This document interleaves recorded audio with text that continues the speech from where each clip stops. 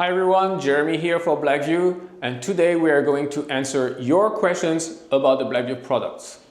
We are going to cover all the most frequently asked questions received by our customer support team. For this, I will be joined by Chris from customer support. Hi Jeremy, it's nice to be here. Hey Chris, could you introduce yourself to our viewers? Hi everyone, Chris here from BlackVue Customer Support. Today we're going to discuss and answer all the frequently asked questions by our customers. Today we're going to talk about parking mode recording. Parking mode is a feature that allows your BlackVue dashcam to monitor your vehicle while the engine is off and it is parked. There are two types of parking modes. First is the motion detection. Second one is the time lapse. For motion detection, it detects motion and have 1 minute buffered videos, as well as for the impact detection. For time lapse, it keeps on recording for 1 FPS or 1 frame per second, and also have 1 minute buffered videos for impact. For parking mode, you need a BlackVue dashcam, parking mode accessories like the Hardwiring power cable, or the BlackVue OBD2 cable, or the BlackVue battery B130A.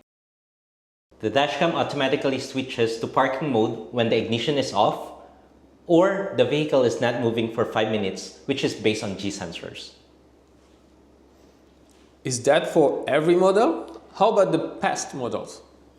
It is true for X models, but for the models previous or before the X models or the X series, it is only based on G sensors. Yes, if it's not properly managed.